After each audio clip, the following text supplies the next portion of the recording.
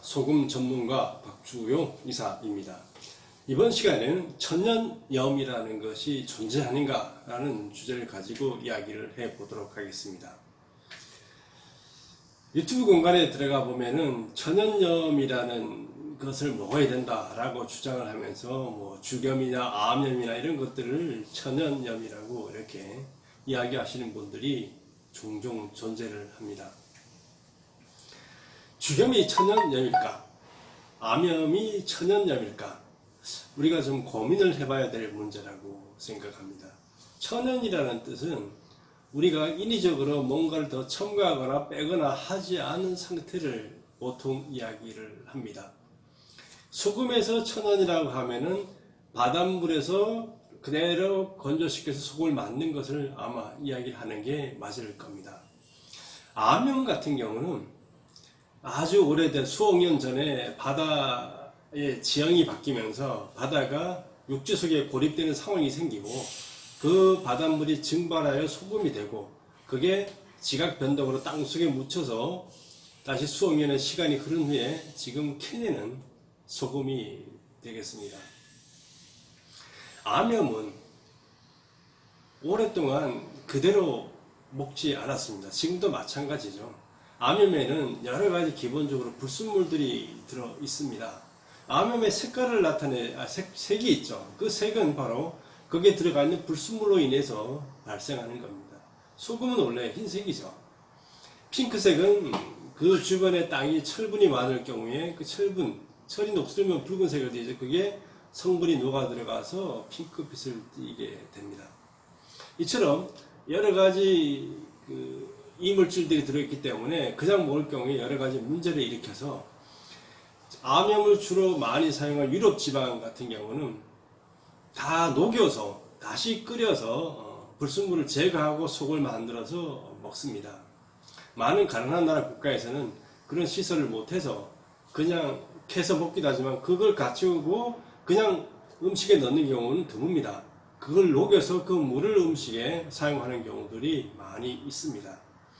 암염이라는 것은 오래전에 만들어진 소금이면서 그 만들어지는 과정에서 그 속에 있는 다양한 미네랄들이 소실이 된 경우가 많습니다. 왜냐하면 바닷물이 농축이 돼서 소금으로 만들어지는 과정에는 이 여러 가지 미네랄들이 가라앉는 정도가 다 다릅니다. 그러다 보니까 먼저 가라앉는 놈, 나중에 가라앉는 놈이 다 다르다는 얘기죠. 그런 과정에서 지각변을 거치면서 그런 것들이 쓸려 내려가 버리고 없어져 버린 경우들이 많이 있기 때문에 그 암염의 성분은 기본적으로 염화나트륨만 남은 경우들이 참 많이 있습니다. 물론 특정한 지역 같은 경우는 염화나트륨은 별로 적고 다른 마그네슘이나 이런 것들이 모여 있는 경우들도 많이 있죠. 그래서 볼리비아나 페루 지역 같은 경우는 특정 미네랄들이 많이 모여 있어서 그걸만을 위한 광물 자원으로 활용하고 있기도 합니다. 어쨌거나 암염은 기본적으로 태초에 바닷물에 있던 성분비가 끼어져 있는 상태로 만들어진 소금이 되겠습니다. 그래서 암염을 다시 녹여서 분석을 해보면은 지금의 바닷물에 들어있는 미네랄 비율이라든가 소금의 비율하고는 완전하게 다른 소금임을 알 수가 있고 여러 가지 불순물로 인해서 다시 녹여서 식용으로 사용하는 소금이 되겠습니다. 주겸 같은 경우는 어떨까요? 주겸이 천연 소금일까요? 주겸은 여러분이 다 알고 있는 것처럼 천일염을 가져다가 안수를 떼고 대나무에 넣어서 8번을 굽고 마지막에 송진을 첨가해서 녹여서 만드는 소금입니다. 그 과정에 여러 가지 활동들을 다 천연의 활동이라고 볼 수도 있겠지만 어쨌든 여러 가지 인공적인 가공 과정을 거친 소금이 바로 주겸이 되겠습니다. 그리고 주겸을 만드는 원료가 우리가 천일염이죠.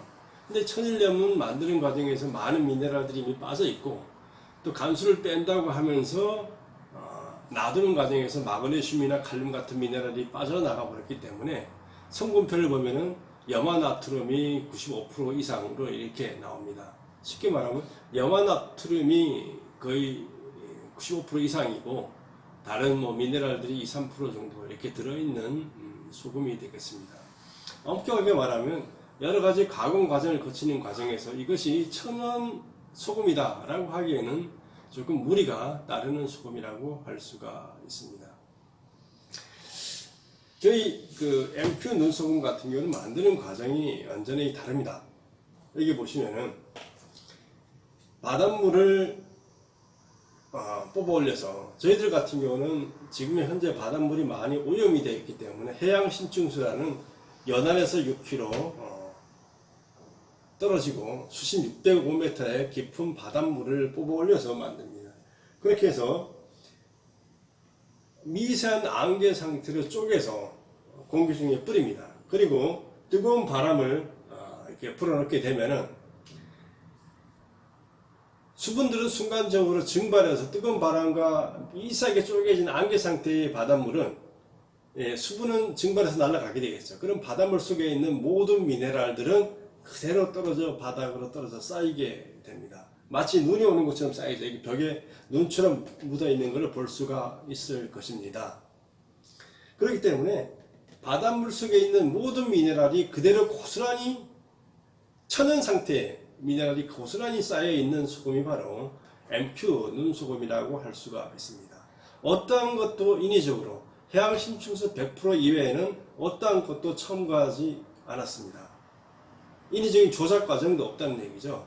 오로지 바닷물을 그대로 건조시키는 과정만을 통해서 만들어진 소금이 바로 MQ 눈소금이 되겠습니다.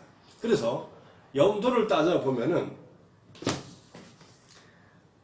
MQ 눈소금은 염도가 75% 정도 됩니다. 아까 죽염은 95%라고 얘기했죠.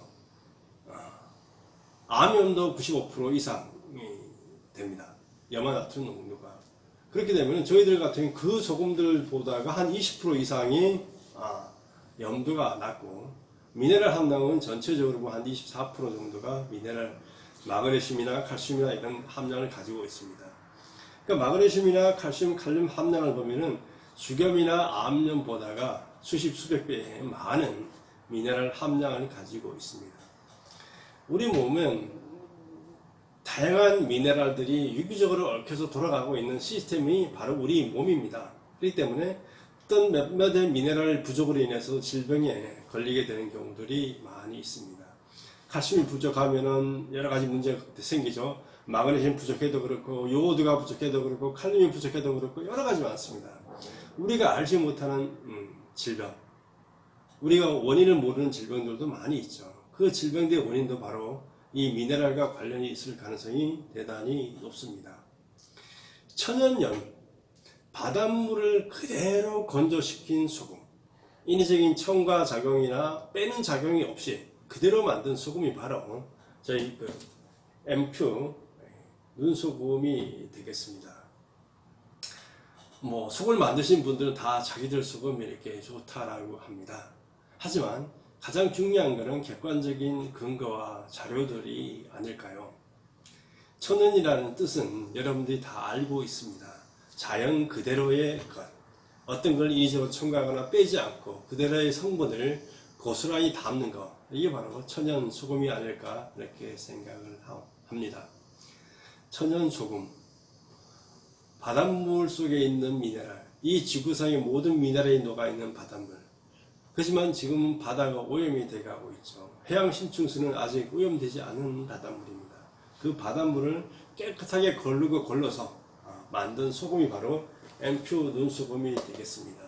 바닷물을 그대로 날려서 수분만을 증발시키면 그 속에 있는 칼슘, 마그네슘, 나트륨, 요오드, 셀레늄 이런 모든 미네랄이 바닥에 떨어져 쌓이게 되겠죠. 이게 바로 MQ 눈소금이 되겠습니다. MQ 눈소금으로 다양한 미네랄을 섭취하고 건강한 생활 꾸려 나가시기 바랍니다. 감사합니다.